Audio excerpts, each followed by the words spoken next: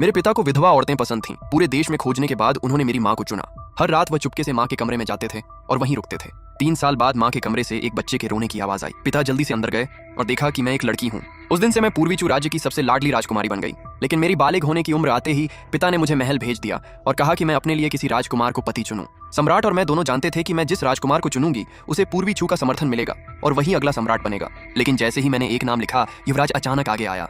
वह घुटनों के बल बैठ गया और बोला, पिताजी, मैं लिंगर से शादी नहीं करना चाहता। मैं उसे सिर्फ अपनी बहन मानता हूँ। अगर वह मुझसे शादी करना चाहती है तो वांग युए और वह दोनों मेरी मुख्य पत्नियां होंगी। पिछले जन्म में मैं युवराज शियाओ हेंग से बहुत प्यार करती थी। मैंने उसकी मदद की थी ताकि वह बाकी राजकुमारों को हराकर सिंहासन पा सके। लेकिन सम्राट बनने के बाद उसने मुझे मौत की सजा दे दी। उसने पूरे पूर्वी चू राज्य के लोगों को भी मरवा दिया। मरने से पहले उसने मुझसे नफरत भरी नजर से कहा, अगर तुम न होती तो मैं वांग युए को कभी नहीं खोता। जब वह मरी थी तब मैं उसके लिए खुलकर रो भी नहीं सका। उसने जितना दुख सहा, मैं तुम्हें उससे 10 गुना ज्यादा दुख दूंगा। पूरा पूर्वी चू खत्म हो चुका है। क्या तुम्हारा दिल टूट रहा है? उन सबकी मौत की जिम्मेदार तुम हो। यही तुम्हारी सजा है।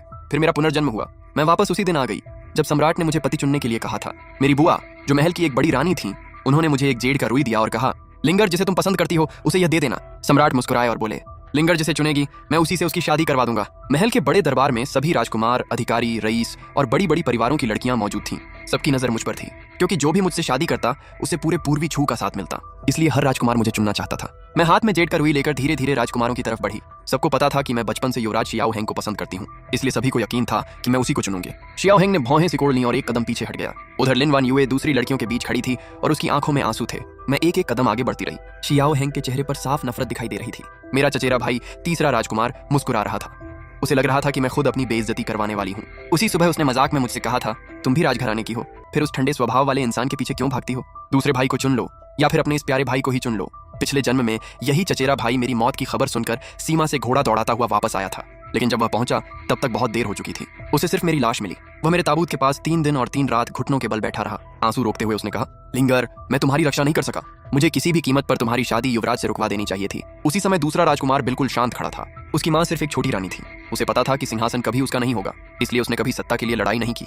मैंने जेड का रुई उठाया और राजकुमारों की तरफ बढ़ाया, लेकिन तभी युवराज अचानक आगे आ गया। वह घुटनों के बल बैठ गया और बोला, पिताजी, मैं पहले से किसी और से प्यार करता हूँ। वांग युए और मैं एक दूसरे से प्यार करते हैं। मैं उसके अलावा किसी और से शादी नहीं करूंगा और वह भी मेरे अलावा किसी और से शादी नहीं करेगी। लिन वान युए के पिता सिर्फ 7वें दर्जे के एक छोटे अधिकारी थे। नियमों के अनुसार उसे इस दरबार में आने का अधिकार भी नहीं था।